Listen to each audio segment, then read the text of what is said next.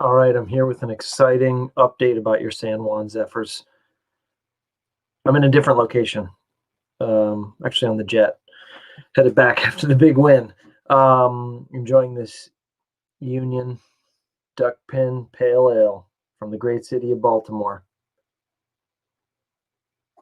So I have big news. We've been promoted again. Not only did the Zeffs do that, let me show you this amazing trophy that we have to show for our work. We are the Premier Baseball League champions. I think before we get into everything else, this calls for some intro music.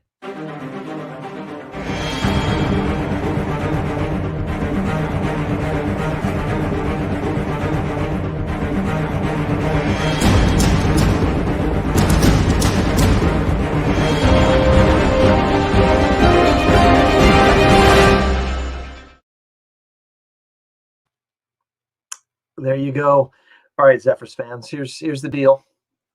We won. We beat Nashville 3-2, and because we were one of the top 4 teams in the PBL, this means we are headed back to Major League Baseball. So let me tell you who else got promoted. I'll give you a quick recap of the season. I'll tell you who from Major League Baseball is being relegated down to the PBL. And I can give you a couple other updates. Last time I talked to you guys, it was draft day. Thanks to everybody who hung out while GM Pat guided us through part of the draft. And then we kept it going from there. And for those of you who were online as we drafted players last night, I wanted to show you one piece of good news. We spent a while debating who we should draft. We were looking at two different outfielders at one point.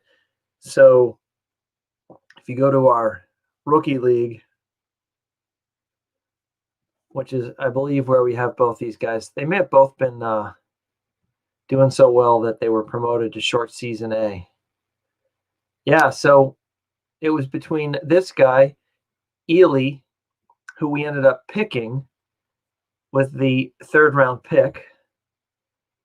And then the other guy we were thinking about picking, Tim McHugh, ended up being available still in the 4th round. So we grabbed them both. So no more wondering which of these guys is going to end up being the better player.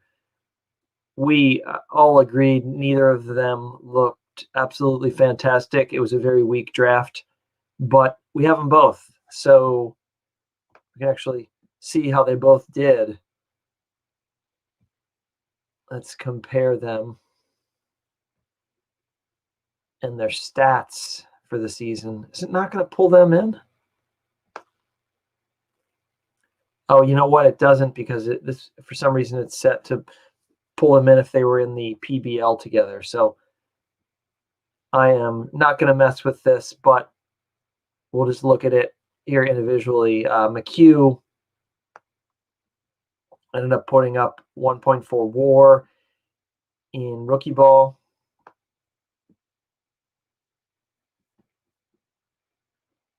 .195 OPS. Here's Ely, who was the better of the two defensively. He put up 1.1 WAR. Oh, no, that's his college number. This isn't cooperating for me too well. 1.3 WAR and 126 OPS. So we'll see. We'll follow their careers, see what happens there. So let's go to the standings. I'll show you who's being promoted and what we have going on there. Let me know how this is working out for you guys if you get a chance in the comments. Doing a little bit of a different setup tonight where I don't have a second monitor. So it looks like everything's displaying as it should. But you have San Juan with a 90-60 record, followed by Nashville. They were another one of the teams that was promoted to Major League Baseball along with us after the first season. And they are headed back. And so is the 3rd place team, the 88-62 Columbus Valiants.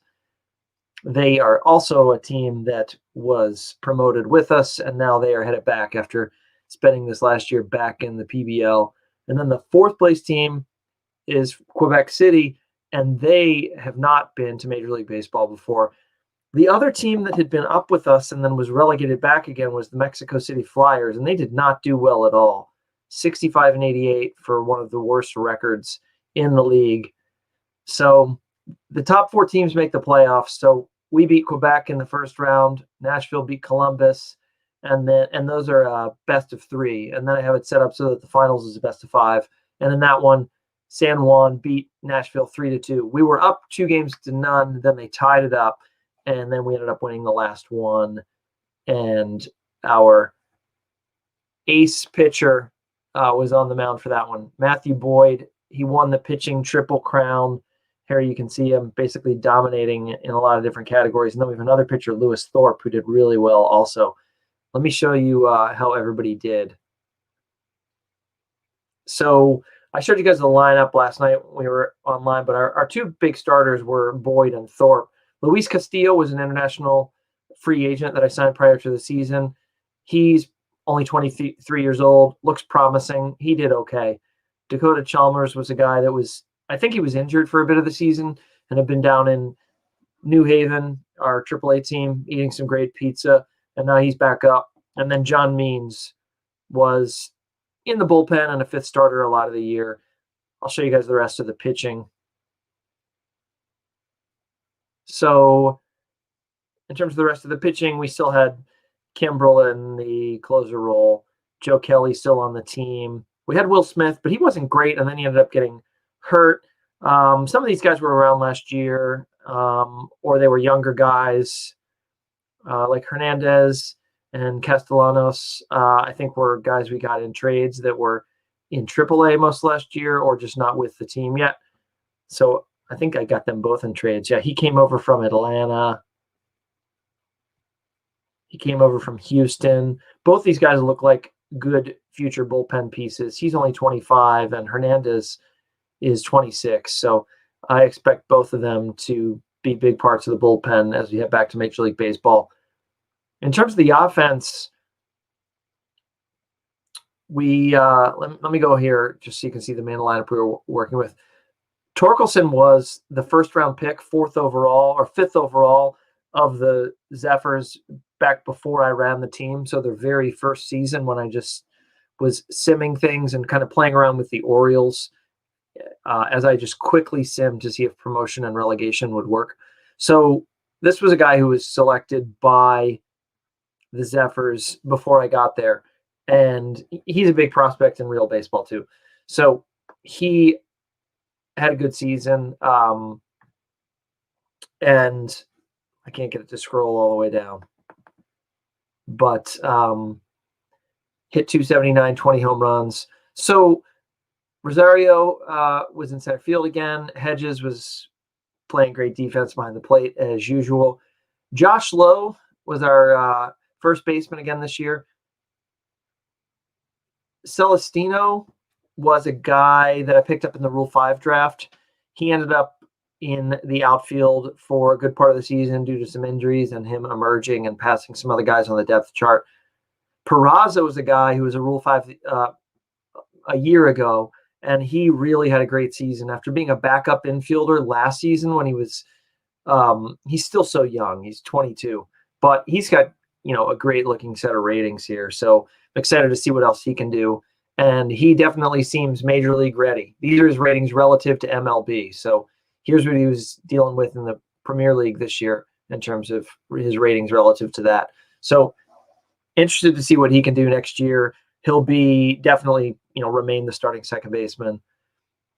He kind of stepped in as the starting second baseman when Jose Iglesias went down with an injury. So we'll have him back, and he may end up at shortstop. I'm not sure yet. This guy, Postel, he was another Rule 5 pick.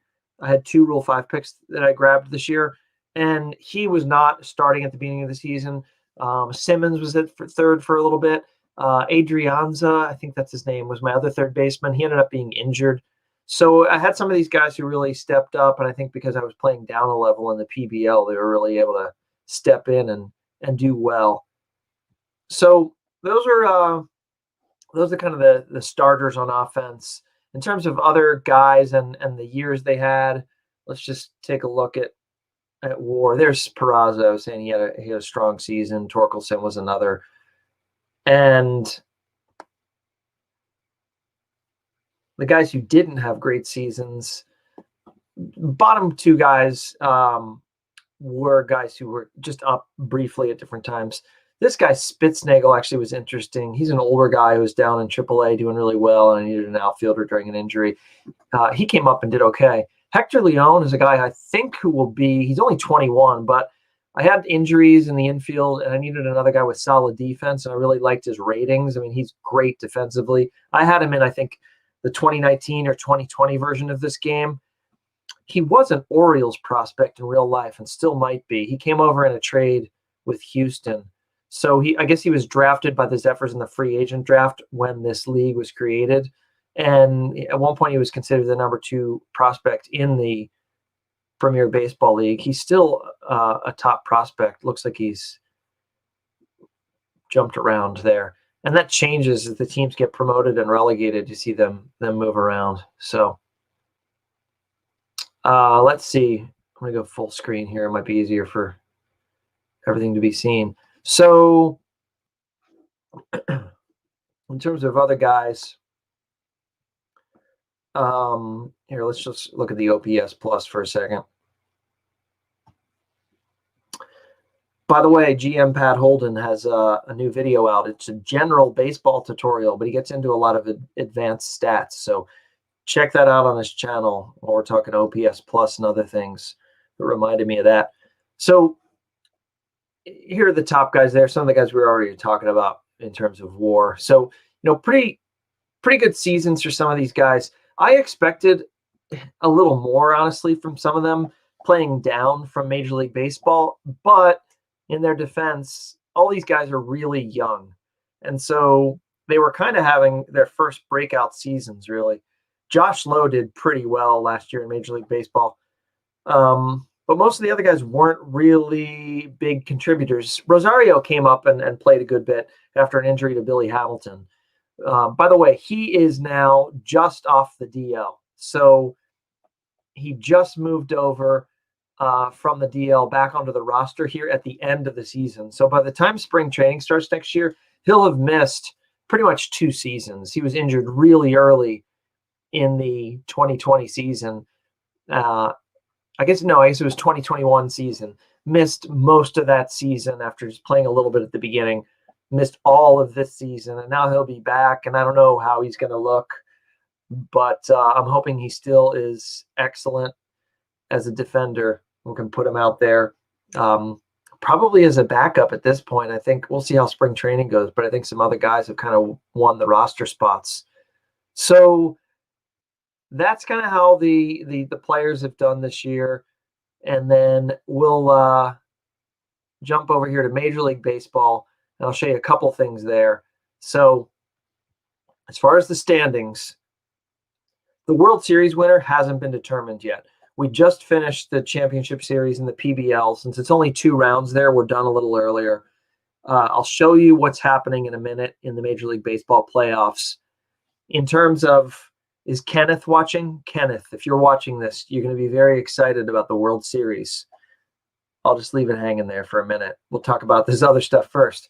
So in terms of the teams that are being relegated, we have the Toronto Blue Jays are headed down. I'm very interested to see what Vlad Jr. does when he gets relegated to the PBL and what kind of numbers he puts up. You can see him. He was one of the league leaders in batting average this season in Major League Baseball, but the Blue Jays didn't do very well.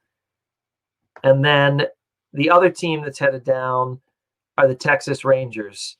It looked like it was going to be Kansas City, actually, but the Rangers were looking like they were going to be relegated, and then as it got really close to the end of the season, it looked like it might be Kansas City instead. And then over the last few games, you can see Texas lost 6 straight, and they went 3-7 versus the Royals going 6-4, and that was the difference. So we've got Texas headed back down again. They'd already been relegated once. They fought their way back up to Major League Baseball. Now they're headed back down.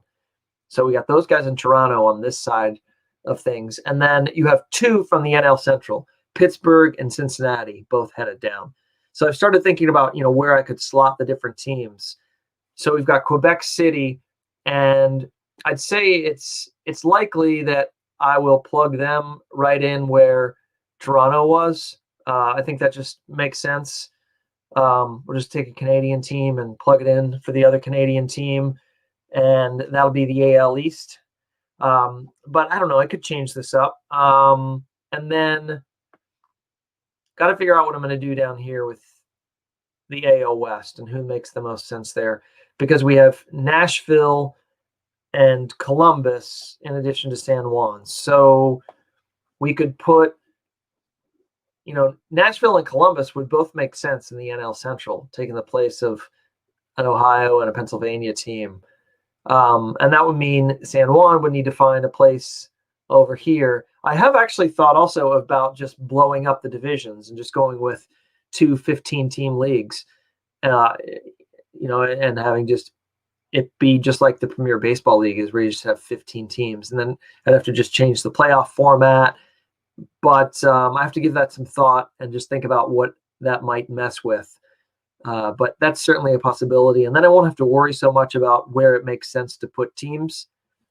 So, and not that it matters that much anyway. These guys aren't really traveling. It's all a land of make-believe.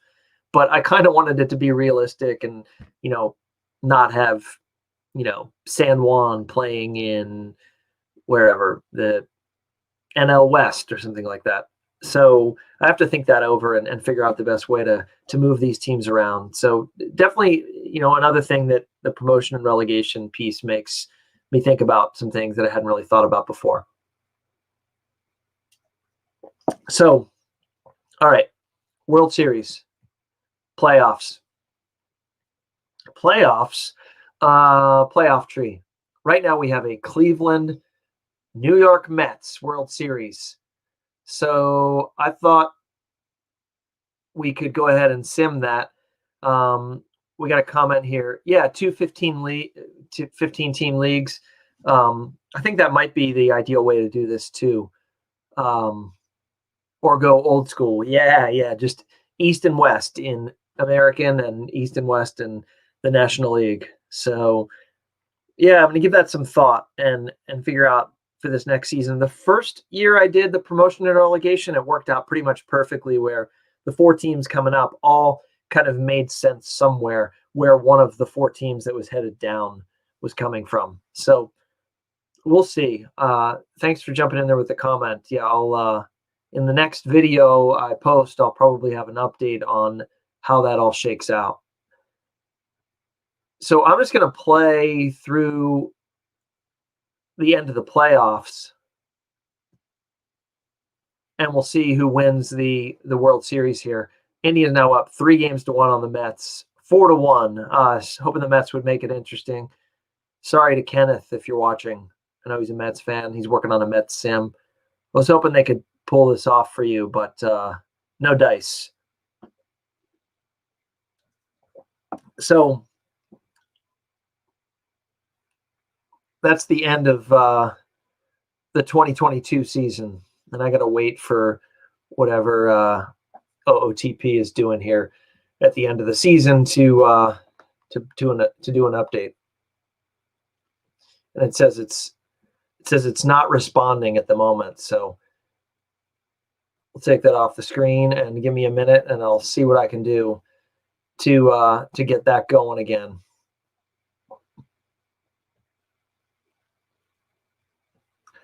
Yeah, it's just slowly chugging away. It looks like it's working now. It's just doing some sort of an update. And I think I can pull it back on the screen now. So there we go. And it's saying congratulations, season score of 1195. And yes, we are the Premier Baseball League champions. So yeah, here you have the Indians were the winners there.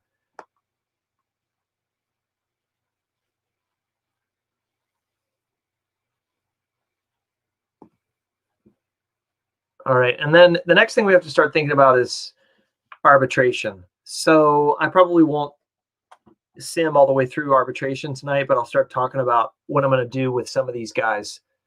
And what I'm keeping in mind is that, Mim, I see your comment, and I don't know what you're talking about. Oh, Mim, by the way, congratulations today on the retweet by Out of the Park Baseball on Twitter. That was a big accomplishment. It looks like you got a lot of engagement on that tweet you sent out. If anybody wants to see it, just go look for Mim in the OOTP Twitter stream. They retweeted something he did with The Simpsons, where he was summarizing kind of what it's like to, the different things you go through as you look at player stats and decide it's time to trade people. So let's take a look at these guys that are up for arbitration.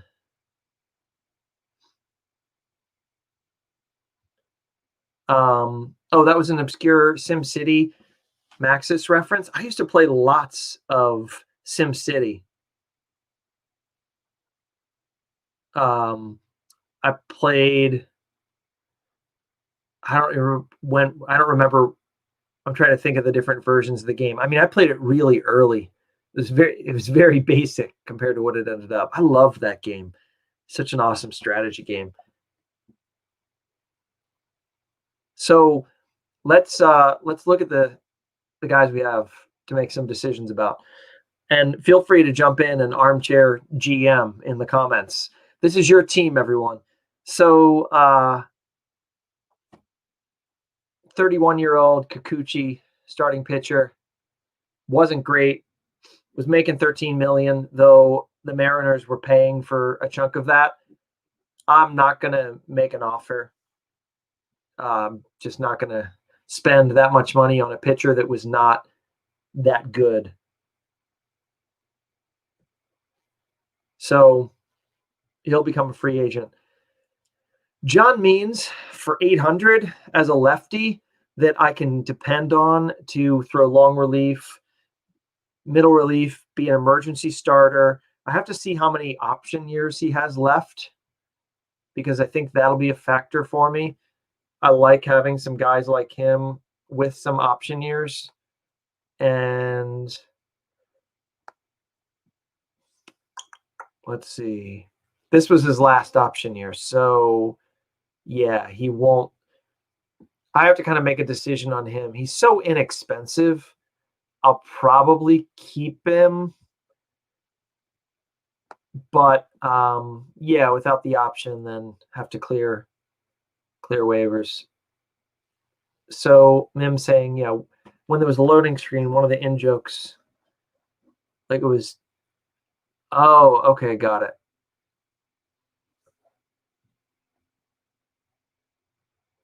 I don't remember that at all. Barry wants to know how much is next year's budget. The owner hasn't told me what the budget is going to be for next year yet. I don't believe. So, that doesn't happen yet because the season hasn't ended yet. So, but I can tell you I can show you what it's been. So this year, the budget was $124 million. That's 13th in the PBL. So, and our player payroll was $94 million. I imagine this is going to go up. I hope as we get promoted again, but either way, we'll make it work. So John Means, I think if I can get him for 800, I'll probably do it. If they end up giving him too much in arbitration, I could just trade him for a prospect or something.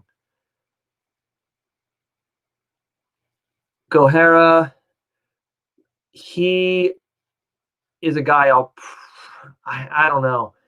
I got him in a trade, ended up not really using him much at the major league level after I got him in the trade. And I don't think I'm going to do anything with him. His stuff isn't so fantastic that it makes up for the movement and the control issues. So I have a feeling I'll let him go. He's left-handed, so is Means. And Clay Holmes is another guy who actually pitched pretty well this year compared to what he'd done for me previously, and he's inexpensive.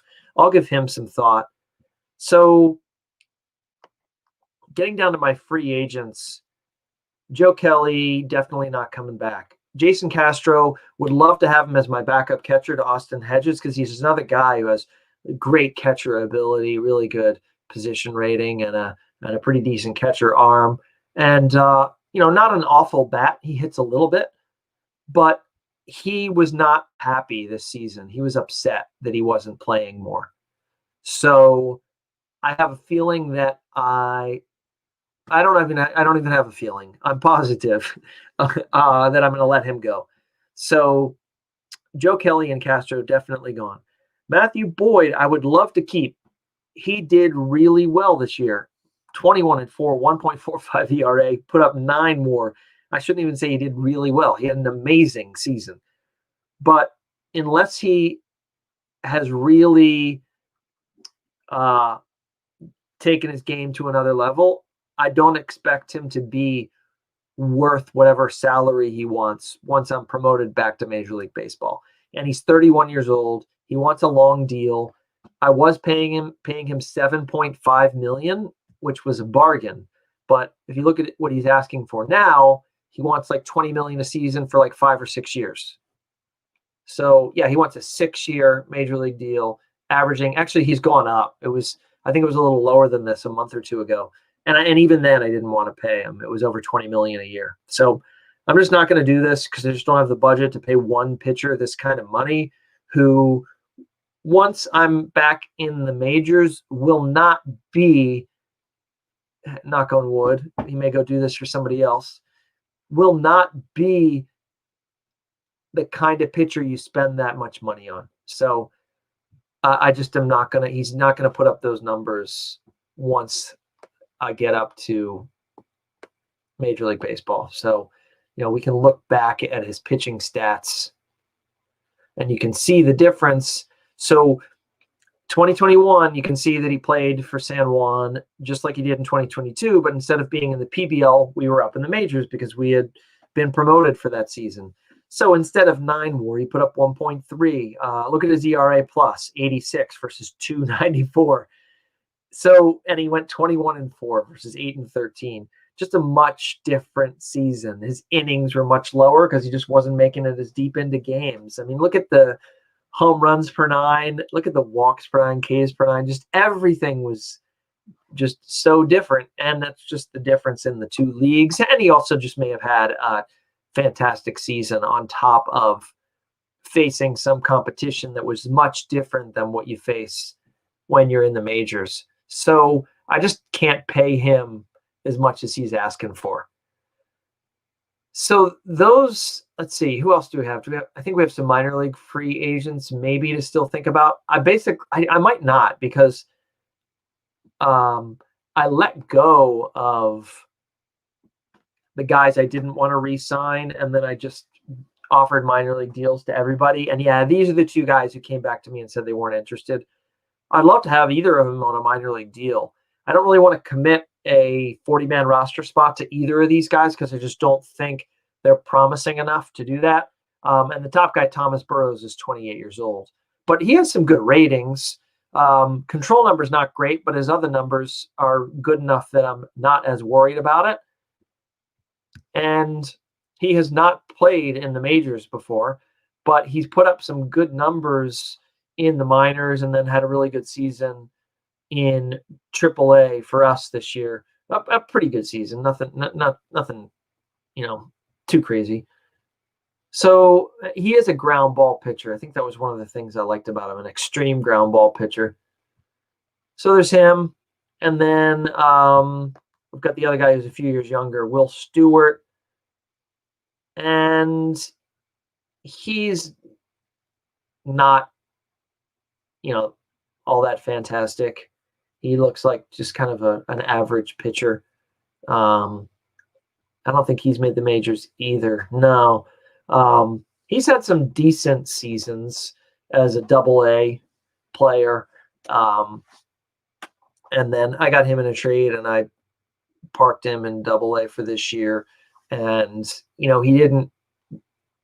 I would have liked to have seen him just tear it up in AA to the point that I needed to promote him to AAA, but he didn't. And he's 25, and I'm not going to give him a major league contract. So that's what I'm thinking on those guys.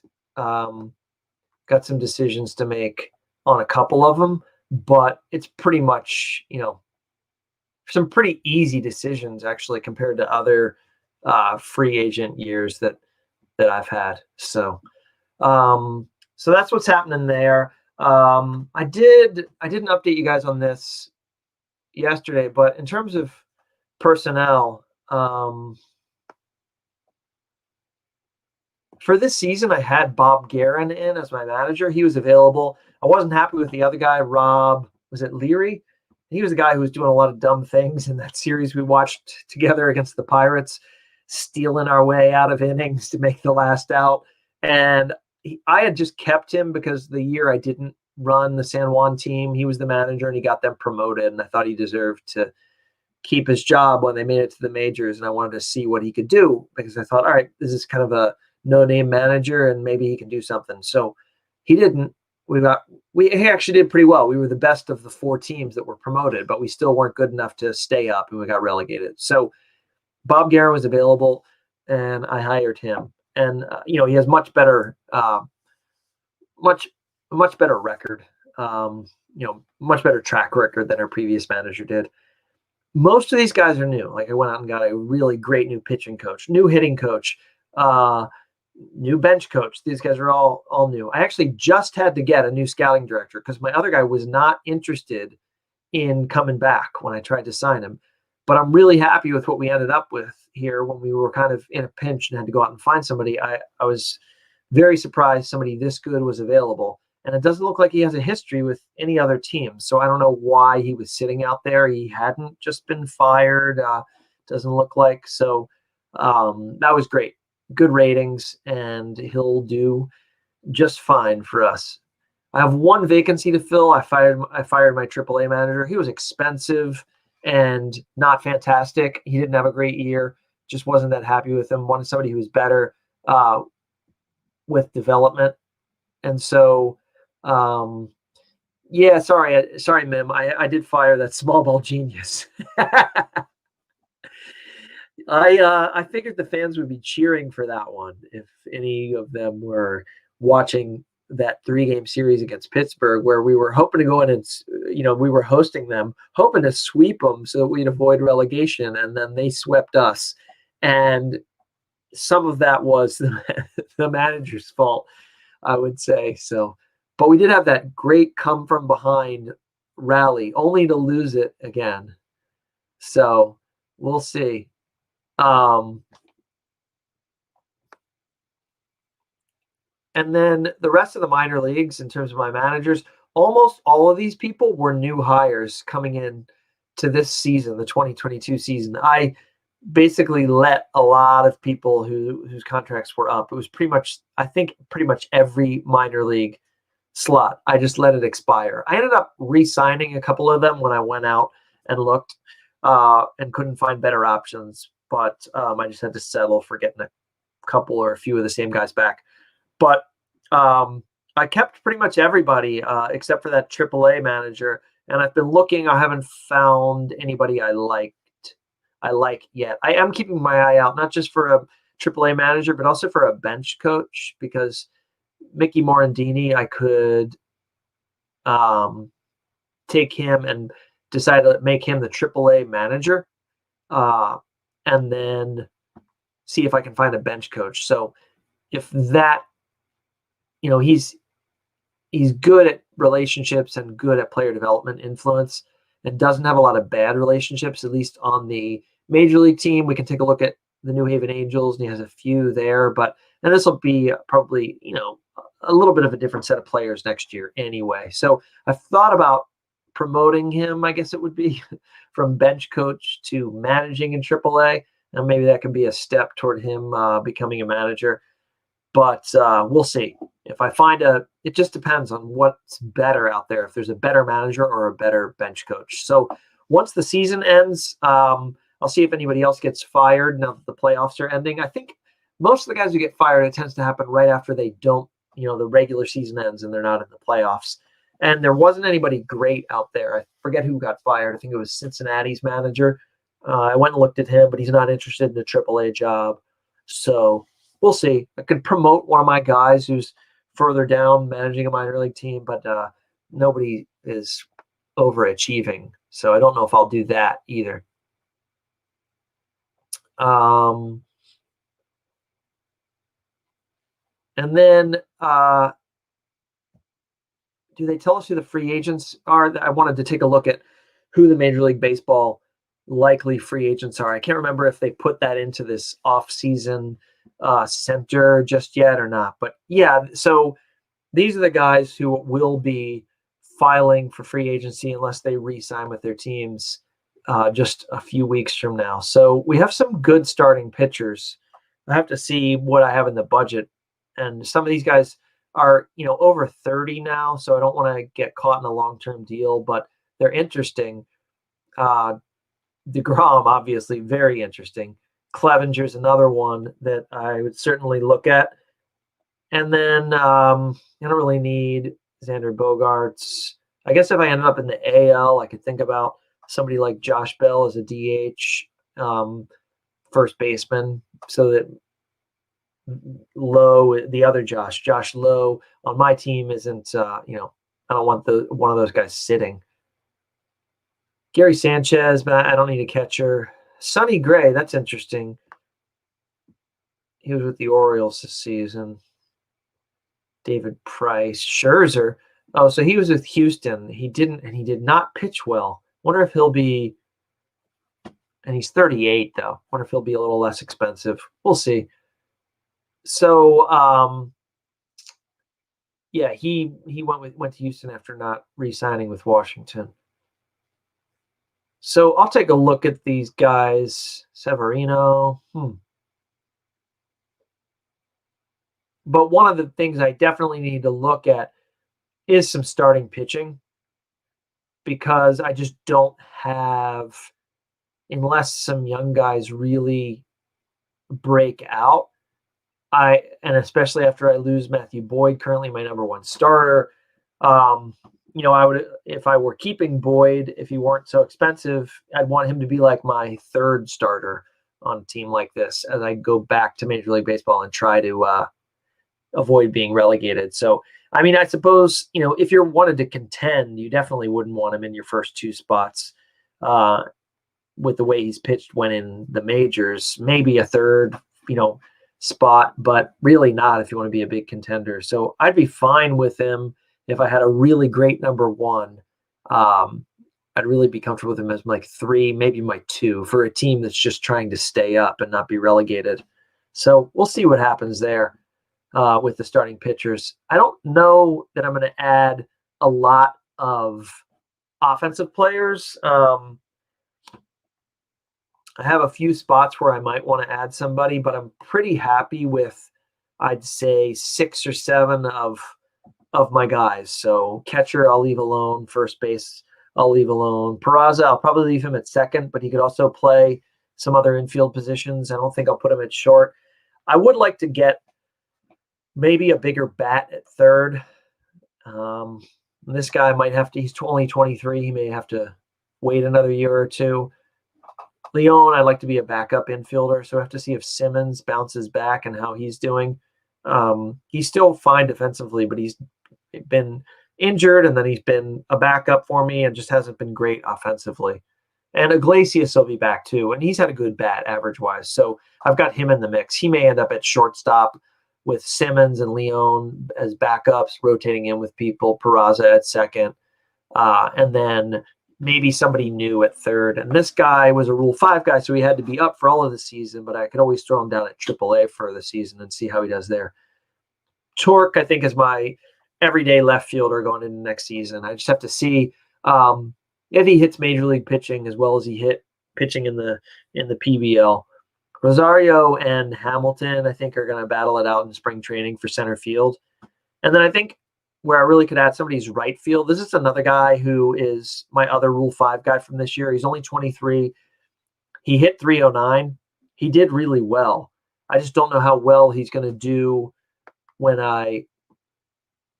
he's facing major league pitching again. His ratings say that he should do okay, but he has a lot of option years left. I think he has 3. Let's see. Yeah, 3 option years left. So he's another guy I could easily put at AAA to start the season if I can get a better right fielder.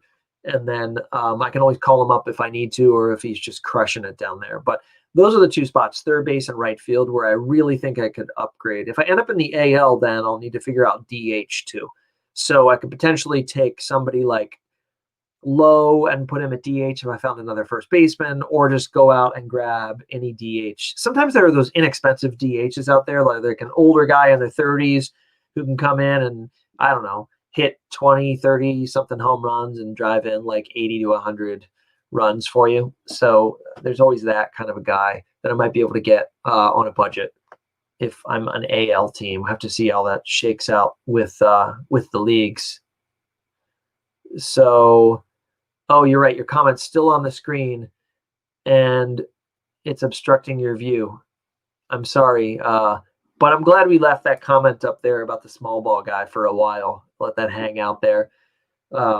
Because I know that was on a lot of fans' minds, and it certainly haunted me that entire offseason as I thought about all the games we probably blew because that guy had a steal and a base when we should have been playing some Billy Bean ball and playing it conservative with that stuff rather than taking the bat out of people's hands. So, yeah, thank you for letting me know that your comment was still hanging out there, obstructing views. I should have charged you guys less for the tickets. It was like having a big pole in your way as you were trying to watch the game. So there we go. No more obstructed views. So right field, third base, starting pitching. And I'll look to maybe add some depth in the bullpen, especially because Will Smith's gone. Joe Kelly won't be back. I've got a couple of these young guys that can come up and I think do fairly well there. This guy would Castellanos wasn't great in the little bit of time he was up, but he looks promising. So we'll see. I think that I need to add some bullpen arms there. So gonna have to see what the budget's looking like, where the owner sets it, and where I am after I don't re-sign some guys. And then I have some young starting pitchers like Lewis Thorpe. Actually was really good. He's not that young anymore. He's 26 now. Luis Castillo, the guy I got as an international free agent, I'm hoping he has an even better year next year. He was not as good as I hoped he would be. Chalmers will probably get a shot. And then I don't know if Means will be around. And if he is, he's probably, if he might be fighting for the 5th spot, but probably not. He's more of a long guy in the bullpen. And I could also use him as a lefty specialist as his secondary role. So I played around with that a lot this season. You continue to try to use guys as the stopper, setting guys up to use more often or less often, taking some of my guys that were struggling and making sure they weren't used in high leverage situations. So I did avoid high leverage on some guys. And that was pretty interesting. I actually found that a couple of times in the season it happened with 2 different guys. It happened with Will Smith, and then I don't recall who the other one was, where I set it on avoid high leverage when they were getting roughed up. And I noticed their FIP came down over time, probably because they were in easier situations, less pressure. But I don't know how that works in the game, but it was interesting to watch that play out with 2 different guys that I tried it with, where when I put them in that role for a month or so, I'd say it was, they were pitching better by the end of it. So, all right, well, we're the champs. That's good news. We are headed back to Major League Baseball. Any questions before we sign off? Episode number 5 of the Zephyrs, because I am going to call it a night, and I will update you guys probably in spring training or around opening day as this team comes together, and I'll let you know what league we're playing in and where we're predicted to finish. I really want to try to build a better club this time coming up to the majors, having done it once and not stuck and just kind of barely. We finished 5 games out of the last spot. Good question. When am I going live again? If I do it, it's usually around 9 o'clock or so Eastern at night. And I think for right now, I'll probably be doing it more nights than I'm not doing it. But I may not do it tomorrow night. Just all depends on what's happening around my house. As I've said in some other streams, I have 6 children, so that's not a joke. Really do 6 children. So once my house settles down, a lot of nights I have time to do this very important work of trying to get the San Juan Zephyrs to stick in Major League Baseball.